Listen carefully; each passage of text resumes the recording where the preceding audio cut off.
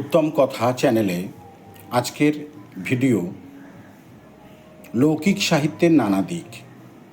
একাদশ শ্রেণীর দ্বিতীয় সেমিস্টারের অন্তর্গত এই বিষয় নিয়ে তোমাদের সামনে উপস্থিত হয়েছি। তার আগে একটা ছোট্ট অনুরোধ, যদি আমার ভিডিওগুলো তোমাদের ভালো লাগে তাহলে অবশ্যই লাইক, কমেন্ট, শেয়ার করে বন্ধুদের মধ্যে বিস্তার ঘটিও এবং অবশ্যই নিজে সাবস্ক্রাইব করো আমার চ্যানেলটিকে। নতুন চ্যানেলে তোমাদের সবাইকে স্বাগত। চলো শুরু করা যাক লৌকিক সাহিত্যের নানা দিক। লৌকিক সাহিত্যের নানা দিক আলোচনা করতে গেলে প্রথমেই আমাদের জানতে হবে লৌকিক শব্দটার অর্থ বা উৎস।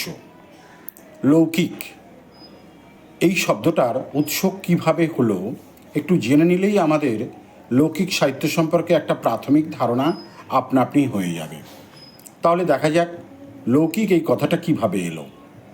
লোক বলতে নিবিড় সন্নিবিষ্ট আদিম ঐতিহ্যশালী কোনো বিশেষ জনগোষ্ঠী। বিশেষ্যবাচক এই পদটির বিশেষণ বা বিশেষিত রূপকেই বলা যায় লৌকিক। লোক এই শব্দটি আসলে ফোক, FOLK এই ইংরেজি কথার সূত্রে প্রাপ্ত। তাহলে লোক বা ফোক যে ভিন্ন নয় তা বোঝা যায়। এবার দেখা যাক লোক এই শব্দের সঙ্গে সম্পর্কিত কোন কোন শব্দ আমরা সচরাচর শুনে থাকি। লোক সম্বন্ধীয় বা লোক সম্বন্ধিত শব্দগুলোর মধ্যে আমরা শ্রুত হই, যেমন লোকসংস্কৃতি, লোককথা, লোকসাহিত্য, লোকশ্রুতি, ফকলোর, লোকশিল্প, লোকভাস্কর্য, লোকাচার, লোকখাদ্য, লোকযান, লোকবস্ত্র, লোকসমাজ, লোকসঙ্গীত, লোকযন্ত্র, লোকনৃত্য, লোকভঙ্গিমা, লোকবিশ্বাস, লোকক্রীড়া, লোকনীতি, লোকনাট্য প্রভৃতি। এমন আরও কত লোক সম্বন্ধিত শব্দের কথা বলা যায়। কিন্তু আমাদের আলোচ্য বিষয়কে কেন্দ্র করে আমরা এই বিষয়টির উপরে আলোকপাত করব। অহেতুক দীর্ঘ তালিকা আমাদের প্রদর্শন উদ্দেশ্য নয়। আমরা আমাদের উদ্দেশ্য এই শব্দগুলোর মধ্য থেকে কেবল লোকসাহিত্যের কথাই বিশেষভাবে জানা, যা আমাদের পাঠ্যের অন্তর্ভুক্ত রয়েছে। তাহলে চলো শুরু করা যাক লোকসাহিত্যের সূত্র ধরে লোকসংস্কৃতি আসলে কি।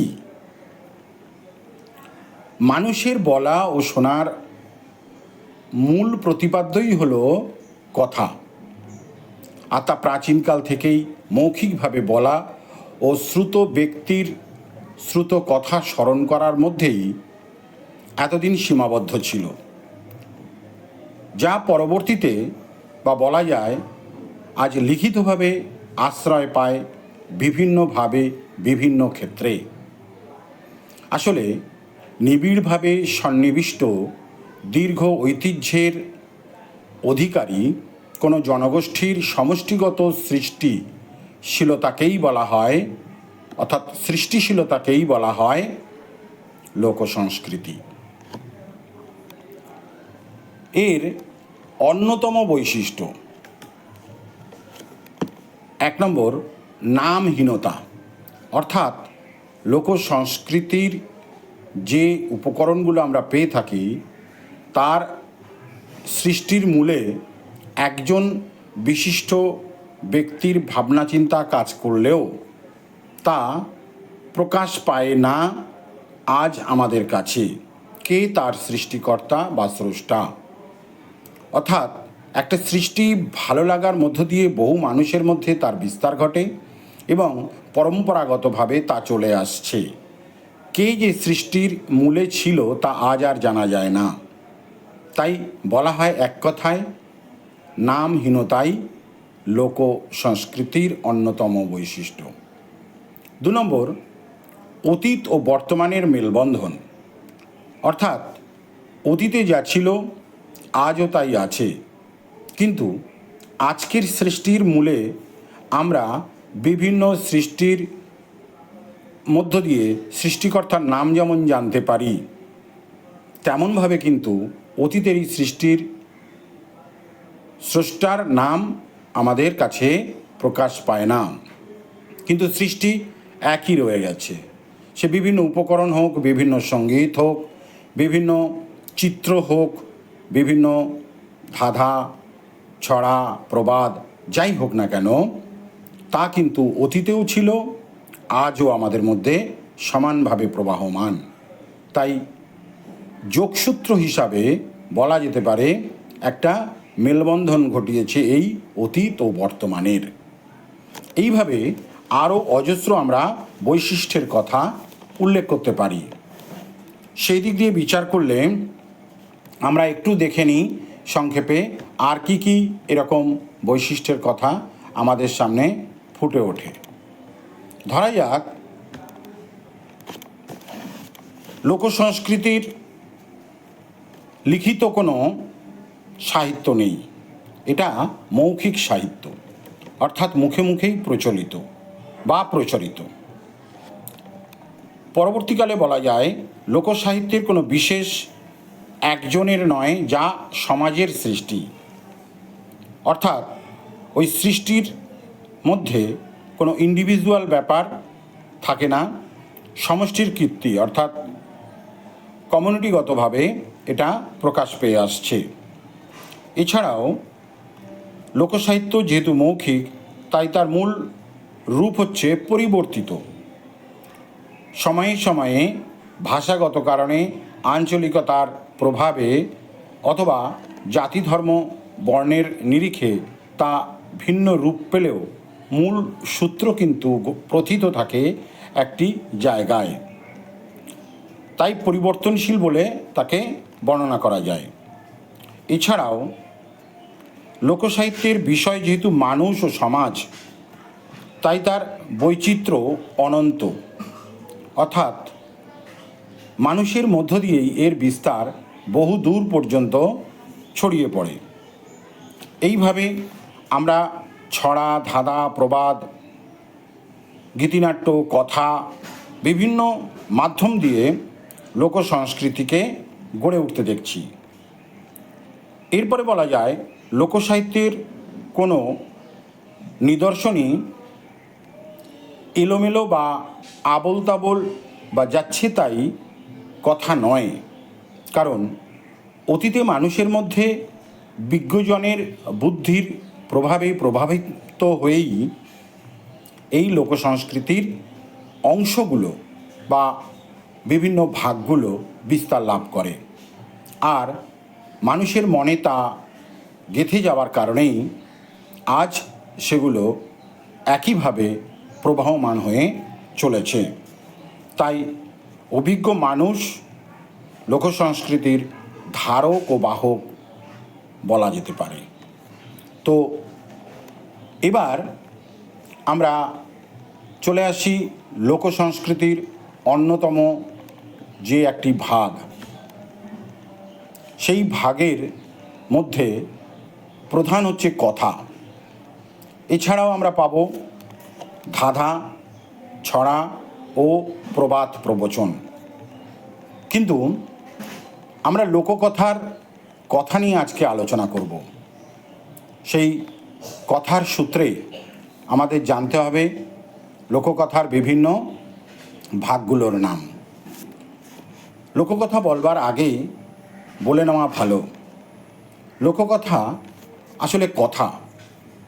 আমরা যেমন শরৎচন্দ্রকে বা তিন বন্দ্যোপাধ্যায়, মানিক বন্দ্যোপাধ্যায়, তারাশঙ্কর বন্দ্যোপাধ্যায় বা বিভূতিভূষণ বন্দ্যোপাধ্যায়কে কথাশিল্পী বলে গণ্য করি, তো সেরকমই কথাই হচ্ছে এর মূল আশ্রয়। তো অতীতে এই কথা কিভাবে শুরু হতো?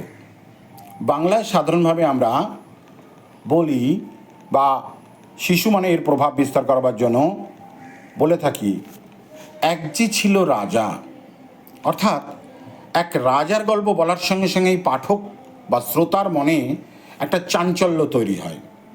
বিশেষ করে শিশু মনে সবাই নড়ে চড়ে বসে একটু শোনার আগ্রহ নিয়ে তারা উপস্থিত হয়।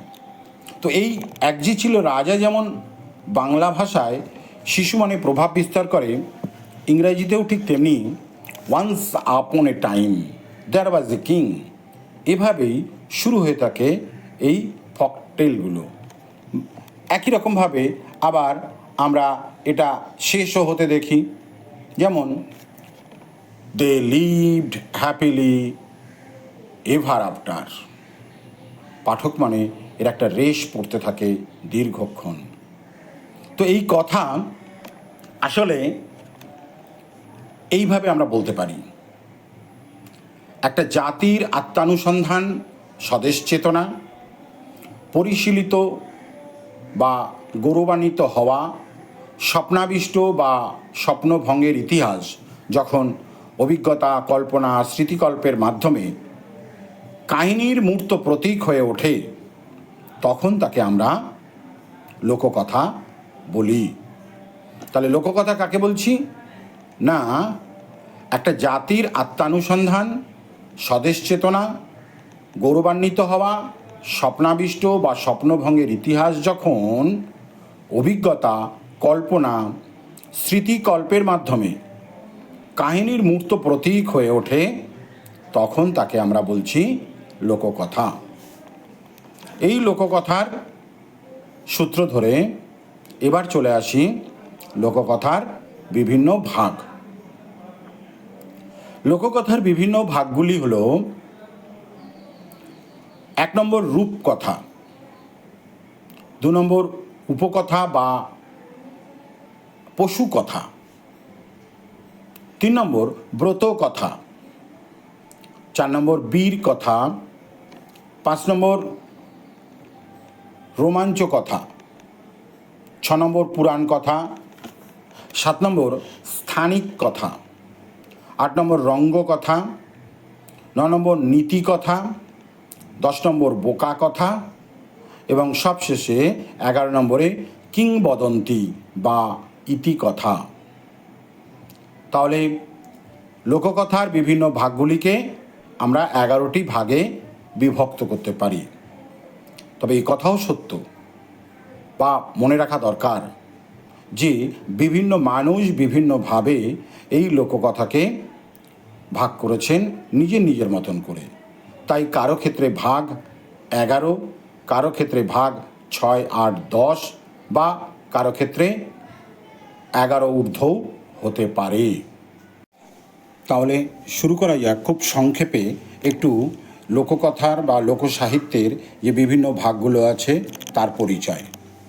লোককথা লোকমুখে প্রচলিত। এই কথায় আমরা সাধারণভাবে বিভিন্ন স্রষ্টার নাম ব্যতি রেখেই বিভিন্ন রকম লোকশ্রুতিকর যে কাহিনী সেগুলো আমরা পাঠ করে থাকি বা শ্রবণ করে থাকি। সাধারণভাবে এই ধরনের লোককথার মধ্যে উপকথা, নীতিকথা, পশুকথা এগুলোই থেকে থাকে। তো রূপকথার গল্পগুলোও কিন্তু এই লোককথার অন্যতম উপকরণ। রাজা, রানী, রাক্ষস, খক্ষস বা এরকমভাবে বিভিন্ন রাজকন্যা, রাজপুত্রদের কথা আমরা এই গল্পের মধ্যে পেয়ে থাকি। এরকম একটি আদর্শ কাহিনী ঠাকুরমার ঝুলি। আমরা ঠাকুরমার ঝুলির ক্ষেত্রে এই উদাহরণটাকে রূপকথার উপকরণ হিসাবে গ্রহণ করতে পারি। এরপরে উপকথা বা পশুকথা। সাধারণত পঞ্চতন্ত্রের গল্পকে আমরা এরকম পর্যায়ের অন্তর্ভুক্ত বলে গণ্য করতে পারি। রূপকথা যেমন পাশাপাশি যেমন উপকথায় আমরা এই পঞ্চতন্ত্রের কথা উল্লেখ করলাম, ঠিক তেমনিভাবেই নীতিকথার ক্ষেত্রে ঈশপস ফেবলস বা ঈশপের গল্প যেগুলো আমরা পড়ে থাকি বা শুনে থাকি সেগুলো নীতিকথামূলক গল্প। ঈশপস একজন ব্যক্তি, তিনি গল্প বলতে ভালোবাসতেন, কিন্তু তিনি যে গল্প বলে মুগ্ধ করে রাখতেন তা পরবর্তীকালে তার নামে চালাতে সবাই ব্যস্ত হয়ে গেল। এমন অনেক গল্প ঈশপের গল্প বলে চালিয়ে দেওয়া হলো। মূল ঈশপকে আমরা খুঁজে পাই না। কিন্তু ঈশপ নিজে কোনো গল্প লেখেননি। তার মুখে মুখে কথাগুলোই আজ আমাদের কাছে এসে এইভাবে দাঁড়িয়েছে ঈশপস ফেবলস নামে। তো একই রকমভাবে ব্রতকথার মধ্যে বিভিন্ন রকমের লৌকিক দেবদেবতা নির্ভর আদিম সংস্কার বা উচ্চতর সংস্কৃতির সমন্বয়ে রচিত হওয়া এমন অনেক ব্রত আমরা সেগুলো পাঠ করে থাকি বা শুনে থাকি, বা ধর্মীয় আচরণের মধ্য দিয়ে সেগুলোকে পালন করা হয়ে থাকে। যেমন ইতু পূজার ব্রত কথা, এরকম আরও অনেক উদাহরণ তোমরা তোমাদের পাঠ্য বইয়ের মধ্যেও পাবে। তো এইভাবেই আমরা পুরাণ কথা, বীর কথা, যেমন বিশেষ করে রঘু ডাকাতের গল্প বীর কথার মধ্যে, রোমাঞ্চ কথার মধ্যে যেমন আলিফ লায়লার কাহিনী, এগুলো আমরা পেয়ে থাকি। তেমনিভাবে রঙ্গকথায় গোপাল ভাঁড়ের গল্প, রঙ্গ মজা মস্করা বা নাসিরুদ্দিনের গল্প, এগুলো আমরা পেয়ে থাকি। বোকা কথা আসলে খুব স্পেসিফিকভাবে যদি বলতে হয় তাহলে বোকা কথা নাসিরের গল্পগুলোকেই চিহ্নিত করা যায়, আর বুদ্ধিদীপ্তভাবে গোপাল ভাঁড়ের কথা আমরা উল্লেখ করে থাকি। তো এগুলোর সম্পর্কে যে যেমনইভাবে ব্যক্ত করুক না কেন, আমরা কিন্তু যে কোনো দুটো এই বীর কথা হোক বা রোমাঞ্চ কথা হোক বা লোককথা হোক, তাদের একটু পরিচয় জেনে রাখব। সেই পরিচয়ের সূত্র ধরে আমরা দেখি এখানে কি আলোচনা করতে পারি। আমি তোমাদের সামনে আজকে এই মুহূর্তে বীর কথার একটু কাহিনী সংক্ষেপে আলোচনা করছি। লোককথার একটি উল্লেখযোগ্য শাখা হচ্ছে বীর কথা বা হিরো টেল। এই কাহিনীর কেন্দ্রে থাকে এক বা একাধিক চরিত্র, কিন্তু একটি চরিত্র থাকে অন্যতম, যা দুঃসাহসিক ও অলৌকিক শক্তিসম্পন্ন বীর চরিত্র হিসাবে চিহ্নিত করা যায়। আর তাকে কেন্দ্র করেই নানান কাহিনী তৈরি হয়ে থাকে বা ঘিরে থাকে। এই জাতীয় কাহিনীই হচ্ছে বীর গাথা বা বীর কাহিনী। আমরা হারকিউলিস বা থিসিয়াসের গ্রিক কাহিনী বা সংস্কৃত সাহিত্যের বেতাল পঞ্চবিংশতির বিক্রমাদিত্যের কাহিনী এই বীর কথার উদাহরণ হিসাবে উল্লেখ করতে পারি। তো এই বীর কথার মধ্যে এই অংশটি যেমন একটা অন্যতম অংশ হিসাবে উল্লেখ করবে, তেমনিভাবে রোমাঞ্চ কথার একটা উদাহরণ তোমাদের দিচ্ছি। লোককথার অন্যতম আর একটি শাখা হচ্ছে রোমাঞ্চ কথা। স্টিথ থমসনের সংজ্ঞানুসারে নভেলা অর্থাৎ রোমাঞ্চ কথার ঘটনাগুলি বাস্তব জগতের নির্দিষ্ট স্থান কালে ঘটলেও এখানে অদ্ভুত সব ঘটনা ঘটে থাকে, যা লোকের বিশ্বাস করবার যে সীমারেখা তাকে ছাড়িয়ে যায়। নাবিক সিন্দাবাদের কাহিনী আমরা উল্লেখ করতে পারি, যেখানে তিনি দেখাচ্ছেন আলিফ লায়লার কাহিনী বা খলিফা হারুন আল রশিদের কাহিনী এ ধরনের রোমাঞ্চ কথার অন্যতম উদাহরণ বলে বর্ণনা করা যেতে পারে। তো আজ এই পর্যন্ত। যদি তোমাদের ভালো লাগে তাহলে তোমরা কিছু এখান থেকে নোট করে নিয়ে অথবা বারংবার শুনে নিজের মতন করে তৈরি করে নিতে পারবে আশা করছি। ধন্যবাদ পুরো ভিডিওটি তোমাদের সকলে দেখবার জন্য।